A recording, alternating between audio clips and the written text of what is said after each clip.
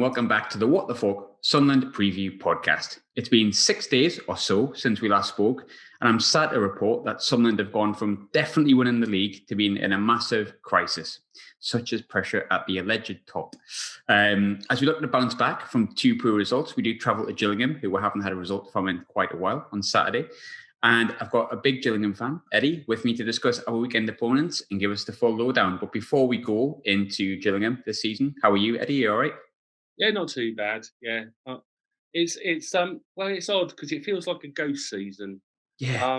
So it feels like it's not really happening because we're not there. I mean, I go to every game home and away, so in one sense, it's breaking my heart a bit, but that's the same for everybody. That's the one thing, isn't it? I suppose, like, we're all in it together, but I've got to be honest, and I think I spoke about it last night. I think if I was at the game yesterday, which obviously some fans listening will know will be 2-2 against Rochdale, I would have probably been going off it. And when Rochdale got the second, I kind of just went, oh. And it kind of annoyed me that I was like that.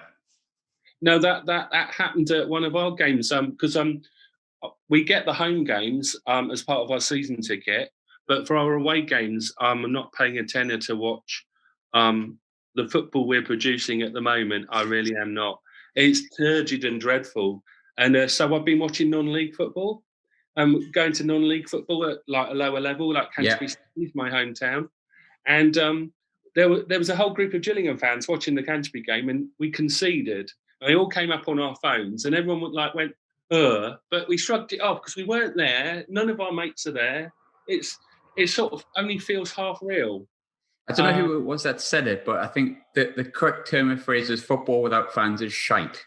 But I don't know who coined that phrase. It's certainly very different. I mean, I watch Match of the Day because I follow the fantasy football and all that, but yeah, same.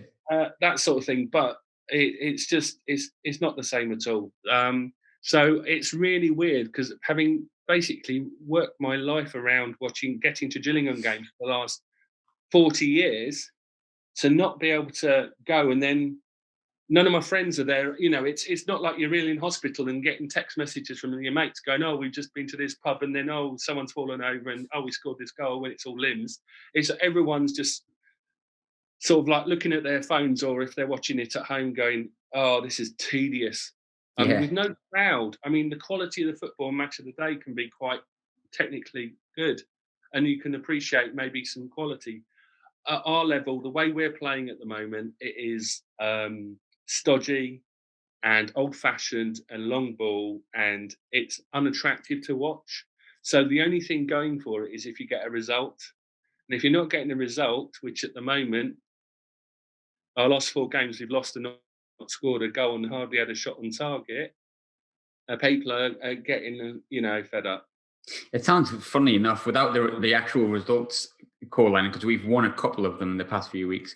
It sounds pretty similar to Sunderland under Phil Parkinson, to be honest. As I sort of alluded to in the intro, we've had a poor couple of days, and Sunderland sometimes, and I don't know if it's just the size of the club that we are and the level that we're at, sometimes can go from we're winning the league and we're never losing a game, we're getting 200 points, to that's it, we're probably not going to even make the playoffs with the worst side in the league. But we've actually lost and drew, and it's the first game we've lost all season against a good Portsmouth side. And Rochdale I think Rochdale are rubbish, but they were quite good last night, or we were quite rubbish, one or the other. But Gillingham, it's been even worse, really. I mean, no shame in the 1-0 defeat against Ipswich, fair enough. But losing to MK Dons the game beforehand, you would hope maybe for at least a goal. So what have you made of the last couple of games? Well, the MK Dons game was away. They were bottom at the time. They're a bit of a bogey side for us, but apparently I didn't see the game because it was, I was watching non-league, but everyone who watched it said it was appalling.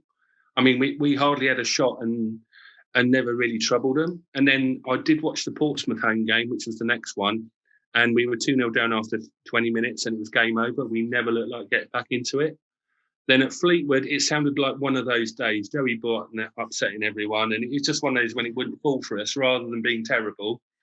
And then Ipswich, it sounded like a pretty brave performance, the best for about since probably 4 or 5 weeks. But we only hit the post in the last minute, but prior to that, we'd not really had many chances. So you can point to a bit of unluck, a bit of a couple of dodgy refs, but everyone has that. But the big picture is we haven't got a very good team in terms of creating chances and keeping the ball. And it's a weird one for me with Gillingham because obviously I speak to Matt from obviously I will say Gills in the blood, but obviously it's Gills in the blood. I always get that wrong. I don't know why. Probably just trained to see the word Jill in my head with a G because my next door neighbour was called Jill when I was young.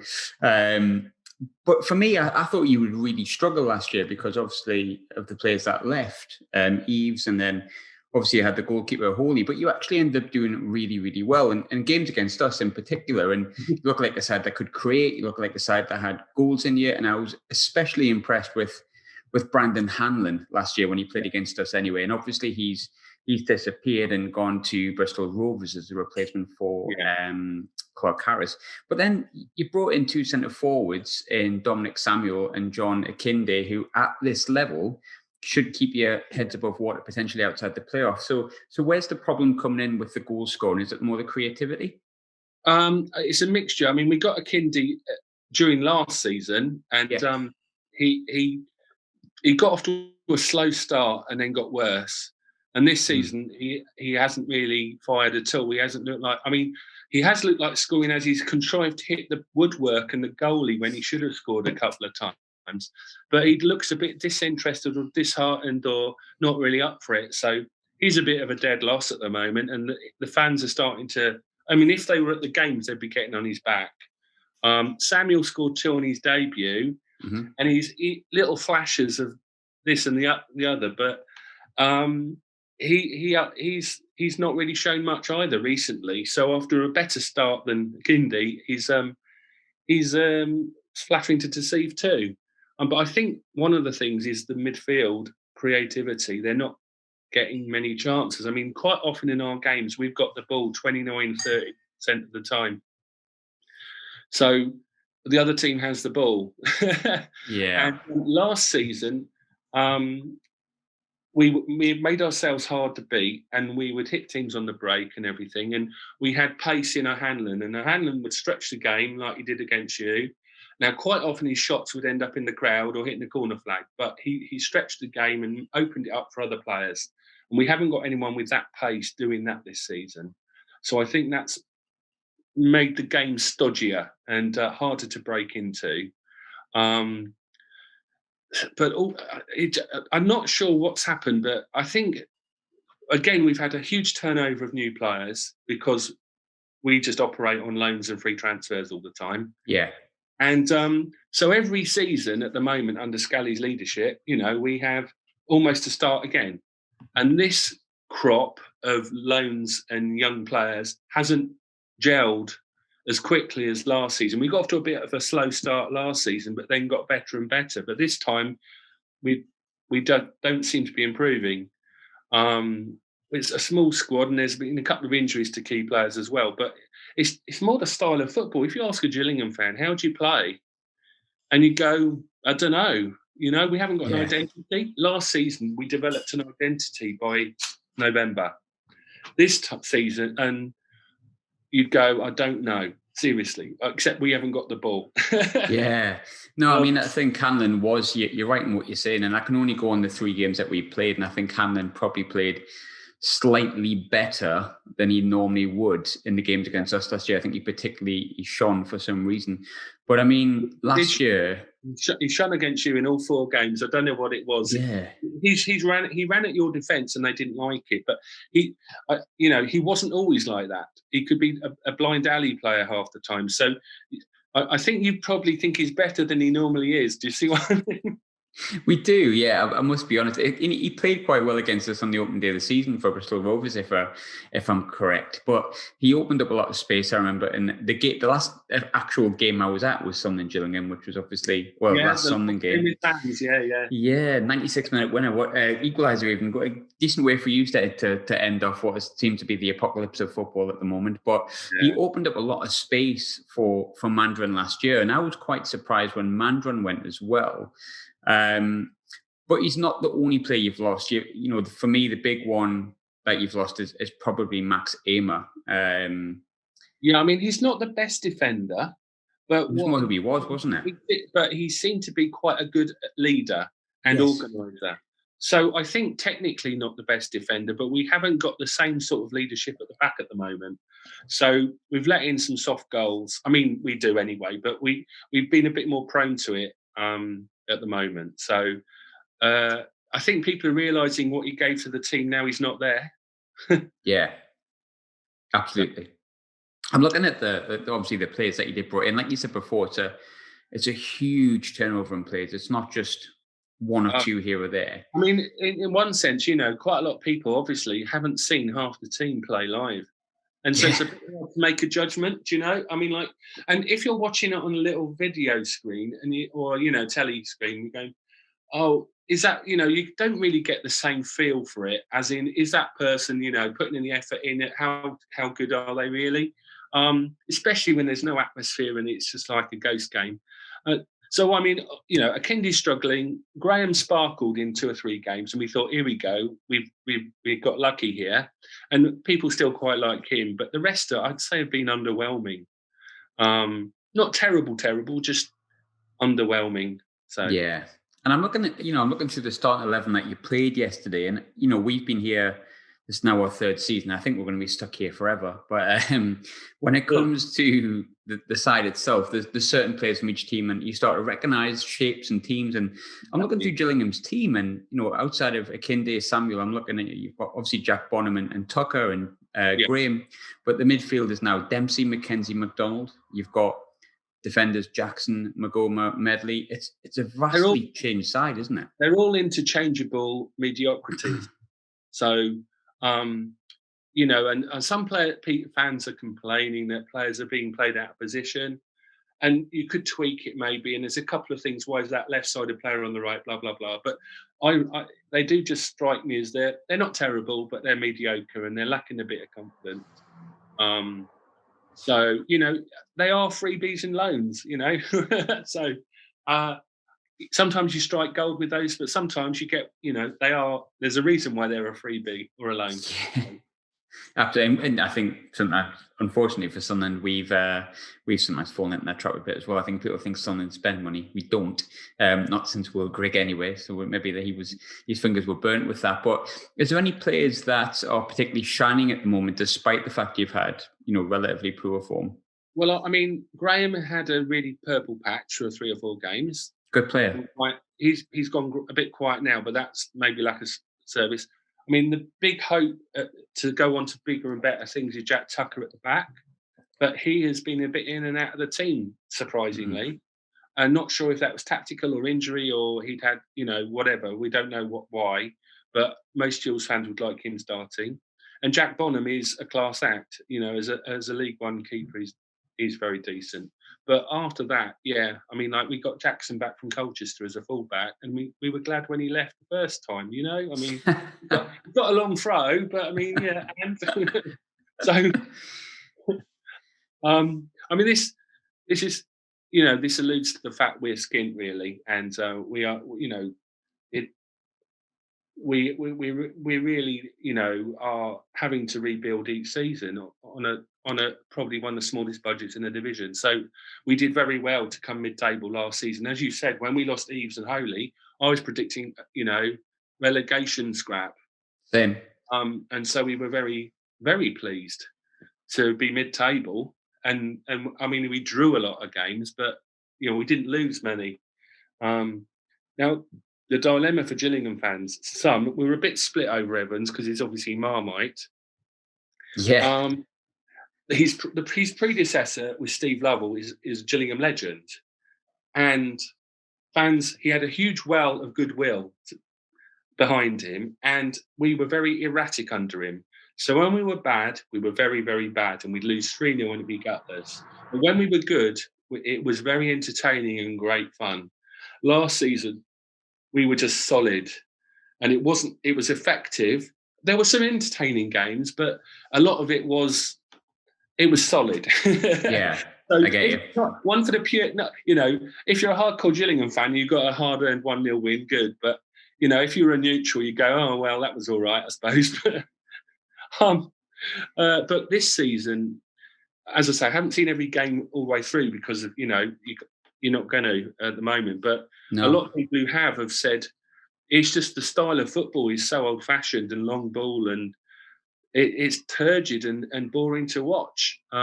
So the fans, Evans has never had a well of goodwill because obviously he had previous when he was with Crawley and Rotherham and whoever else against Gillingham. Before he came to Gillingham, he was our most hated ever opposition manager.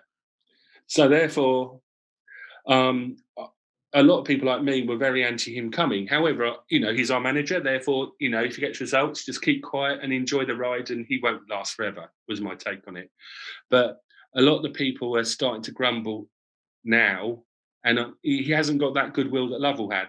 So Yeah. it will unravel quickly because assuming we lose to you, then that'll be like quite a few defeats on the trot, and we've got some quite hard fixtures on paper coming up in the next few weeks as well, like Lincoln and that. And we could easily lose 8 out of 9, sort of thing. Yeah. And then it could tumble quite when the easily in wheels this come division, off. can't it? Yeah.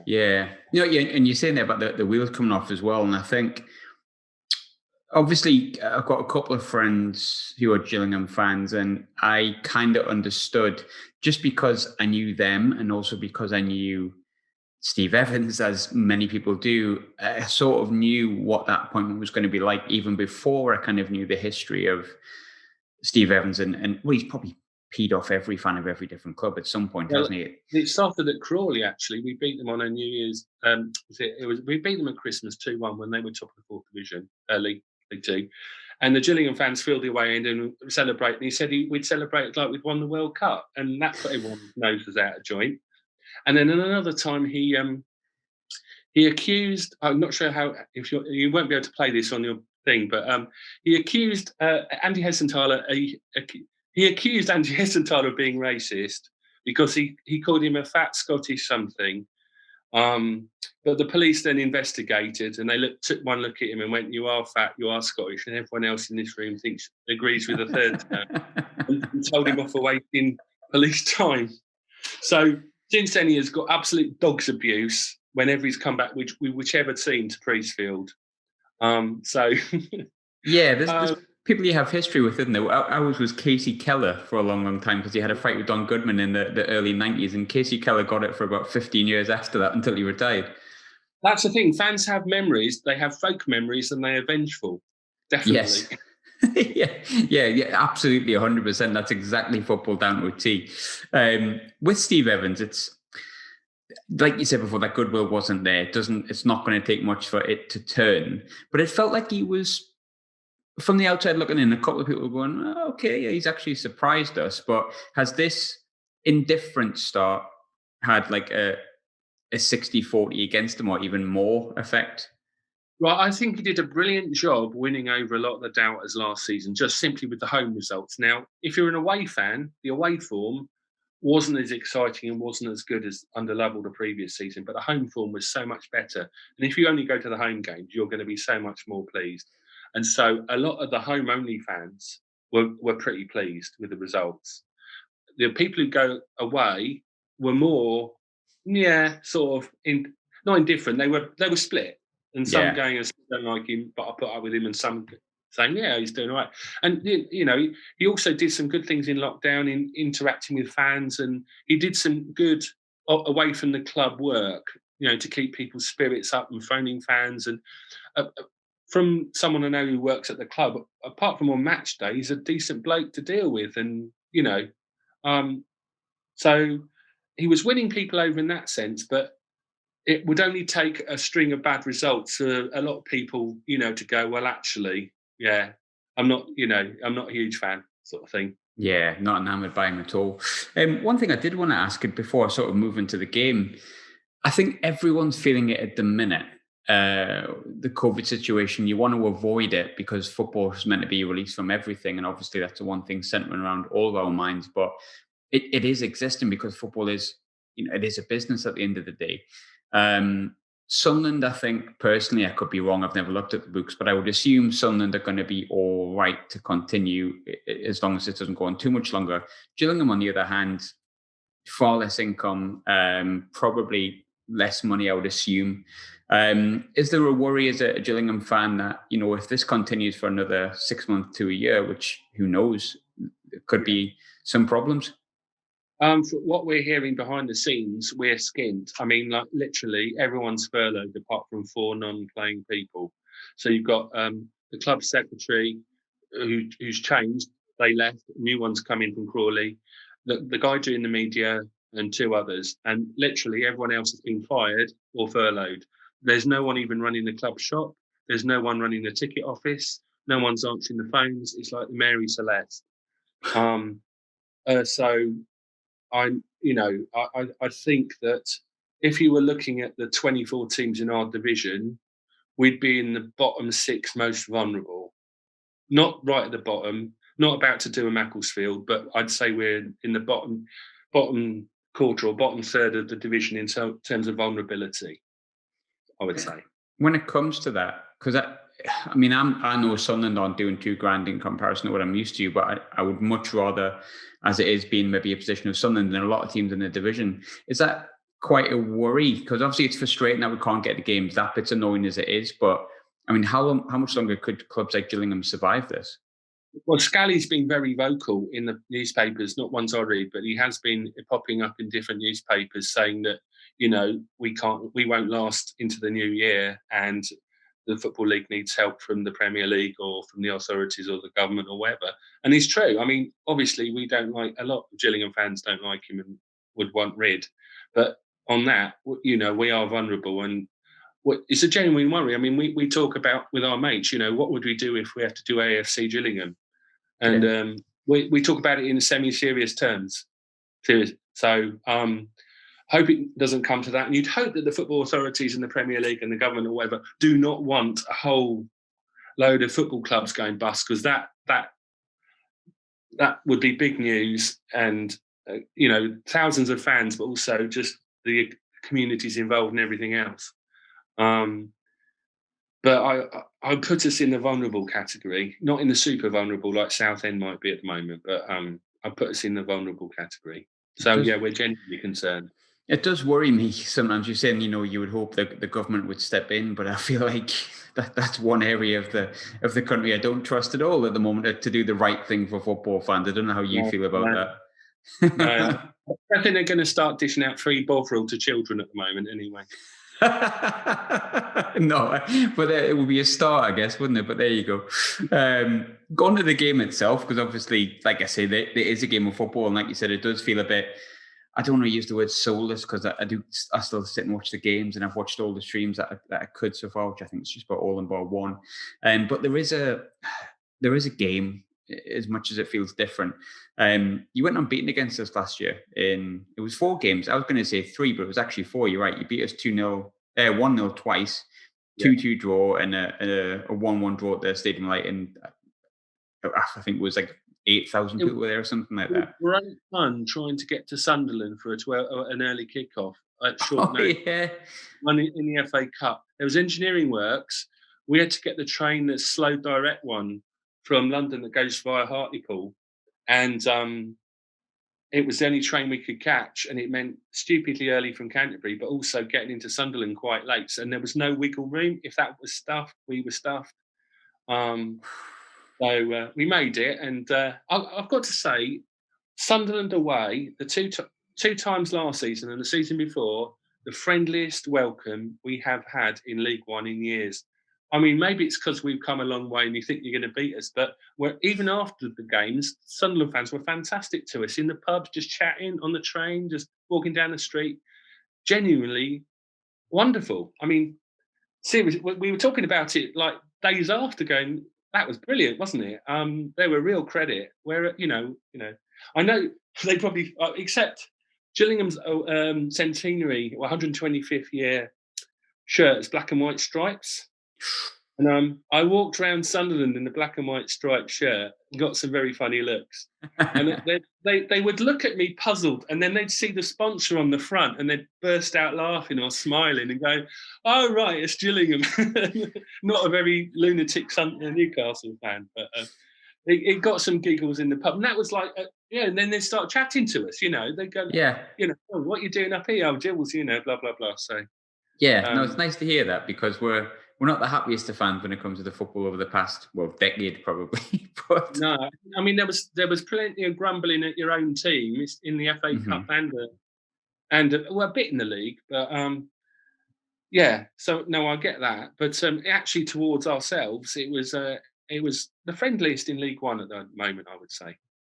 What do you make of as a team, I suppose, or as a club, of our struggle to get out of League One? Because I'll be honest, and this opinion changed, but I felt like we were going to go into this league, not walk it, but get out of it, and it seems to be a real struggle for many reasons, which would take a long podcast. But from a neutral perspective, what do you make of Sunderland in League One? Well, that League One is Gillingham's natural place in the grand scheme of things. So more often than not, that's the division we're in. Yeah, So over the last 40 years, 40 odd years I've been going to Gillingham, we've had big clubs come down and some have bounced straight back quickly and some have stumbled and had a couple of years. Some have carried on going down to the fourth division before they've come back up again, like Wolves and that. Um, the problem for Sunderland always is if you're the biggest club, you genuinely are a target, and everyone wants you are not quite a cup final, so it's not that big because we played you more than once, but it's a big game, especially going to the Stadium of Light in terms of that's the biggest ground we'll play in. We played in for many years, you know. yeah, And you're getting decent crowds as well, 29, 30,000 against us, and that doesn't happen very often to us. So that raises it. And the home game, you still got big names. So even the Rainham end at Gillingham, it's only tiny compared with your ground, but everyone's up for it. So yeah, you've always got that issue, but also it does feel, from an outsider's point of view, that Sunderland's been an unhappy club for several years. From whether you've signed players who've only gone for the money, to bad decisions behind the scenes, to the fans being very quick to maybe get annoyed. Some clubs you associate with fans being more angry at their own team than others. yeah, And I would, you think West Ham fans are very grumpy and they'll walk out at 3-0, Other clubs don't. And I would put you in the same bracket. I know if you've been struggling, if you're fed up for 10 years, I don't blame you. But you do get the feeling that, if we take the lead at Sunderland, they'll get on their players' backs. But I mean, I am surprised that you haven't got it together by now, though.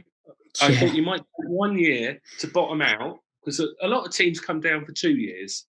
First year, because they're a mess. For a big club to have got relegated into League One, they're usually a proper mess. oh yeah, So sometimes it takes a year to bottom out, and they might make the playoffs or steady themselves and then go up the year after. That's quite common. So I'm surprised that you didn't make a better fist of it last season. Still, so many draws. I mean, spectacular number of draws at home to teams that you should, on paper beat, but it's on grass. yeah. Um, but I must say, look, I went to I went to Wembley and saw you in the Checker Trade Trophy final. Oh, good And day to be my mate, fair. my mate's a Sunderland. One of my mates, a Sunderland fan, got me a ticket, and I was in behind the goal, and it did feel. I was surrounded by all these Sunderland fans who just wanted to enjoy the day. Yeah, And when we scored the second goal, it was proper bedlam. And I thought, these are proper fans. Look, what you've been through the last few years, right? In the last 2 or 3 years of relegations and just a bit of a shambles, that moment of absolute bedlam, the second goal winning at your end.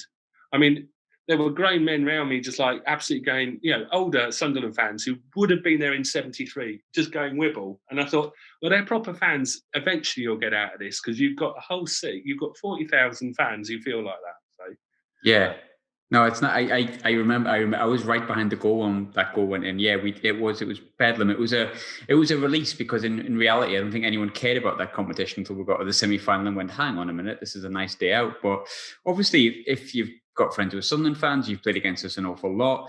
You've been to one of our, I was going to say, most successful games, but we still got beaten that. But is there any players that you look at for Saturday's game and think, yeah, I don't really want to face him? well, Obviously, Maguire's done well for you, but White has done well against us for other teams as well. And he's on 4. So he, I think he scored a hat trick against Carlisle against us. Anyway, he's scored against us before. But generally, looking at your team, it's solid rather than scary. I would say if you Hmm. look at I mean, I think that partly explains why you draw a lot of games. That you're a decent unit and you're effective, but you look at other teams and you think, oh, there's 3 or 4 really deadly attacking players that could shred us. But you more think that, oh, they'll be solid against us. They'll have too much for us. They'll be clever and they'll beat us 2-0 is my sort of prediction for Saturday. Rather than, I don't know, what year was it in the Championship? You came down and you beat us 4-0 at Priestfield and absolutely shredded us. And who was on the wing for you? Marcus Stewart, Um, Julio Arca. yeah. There's Arca and Uh, McCartney on the left-hand side, I think. And we had There was a Marcus Stewart up front. guy for the middle as well you had as a winger. He Yeah, shredded us one day. Julio. Oh, Stuart Downing. Yeah. Downing Yes. took us apart. I mean, I've seen him play for England. I couldn't believe it. But against Gillingham, he absolutely. Yeah, he was on loan at us before he became Yeah. Mick McCarthy sort of era. Yes, so you are absolutely right with that. The season before, I think it was that before the Marcus Stewart game, I think it was. Talking of Sunderland Gillingham games, probably one of the bad ones, slightly before my time, ever so slightly, just by a couple of years. But what are your main memories of Gillingham Sunderland games? Well, obviously, I went to the games in 8, 6, 7. Yeah. And so, bear in mind that at the time we'd spent 80 years trying to get into what is the old second division. This is the biggest chance in our lifetime. And then we get into the playoffs on the last day, having been in the top 3 most of the season, blown up. And then on the last day, Bristol City missed a penalty against Swindon, and we beat Bolton to relegate them, and we stumbled into the playoffs by accident. And a few days later, we're suddenly playing Sunderland, and then we're going, "Oh my god, this is crazy!" And the game at Priestfield was mad.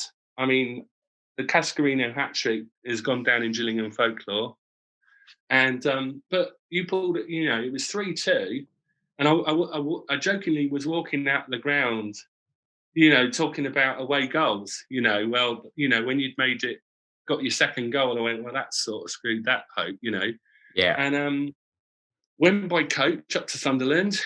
It took a very long time. Yeah.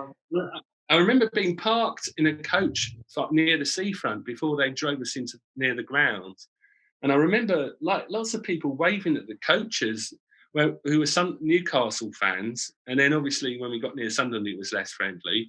But when we got to the ground, there were about 1,500 Gillingham fans were there physically. But there were about 1,000 Newcastle fans. Yeah. At least. And that's just in the away end. They opened another pen for Newcastle fans in front of the away seats as well. I mean, when we scored one of the goals, we were just getting hugged by lunatic Newcastle fans. I mean, it was absolute bedlam. It was missed penalties and last minute goals. And when Bennett scored, that was the loudest roar I'd ever heard at a Gillingham away game at the time. And we thought we'd blown it then, but obviously we then scored in extra time, and then you needed 2, and we held on. So if you ask any one of my mates who were 18 at the time or whatever, that's my most memorable game in my life, watching Gillingham. So Yeah. and it's exhausting. So we still talk about it now with huge great grins on our faces. It's funny that you mentioned the Newcastle thing, because that's been denied once or twice from Newcastle fans that didn't happen, but it definitely did. That's loads. Definitely did happen. You sort of touched on it finally, but I'll ask again to make sure I heard it right, to put it this way. Or I'll ask it in a different way. That's what I'll do. Okay. Score predictions and how you feel the game's going to go on Saturday. Well, if it's like our recent games, you'll win 2-0. We'll be average. You'll be a bit better. Get in the lead and never look like giving it away, and then finish us off late on. If we score first, it might be different. Confidence might change, but a lot of our games, we've had the ball 30% of the time, and the other team's been all over us. So we're sporadic. So yeah, Graham could hit a goal, someone else, or maybe from a set piece. Ogilvy usually likes playing against you. Our Yes, ginger ninja. I remember that Uh, last year because I was there last year. yeah. 5 a.m. You ruined my day that day, but that was it was character building. So yeah, so I mean, you never know with Sunderland. Like but I'm expecting you to beat us like 2-0 without getting into out of second gear. Would be my prediction. I'll take it, but I'm scarred by Gillingham last year, so my prediction's going to be 1-0 Gillingham because I'm really, really scarred by it all. And confidence from Sunderland fans sap within 4 days, as anyone who listens to last week's podcast compared to the intro to this one will know. But Eddie, thanks so much for joining me, mate. Always good to have a bit of a chat. Sadly, we can't be at the game to have a pint. We can't do anything because the apocalypse has happened, but I really appreciate being on, Eddie. Thanks very much, mate. Right.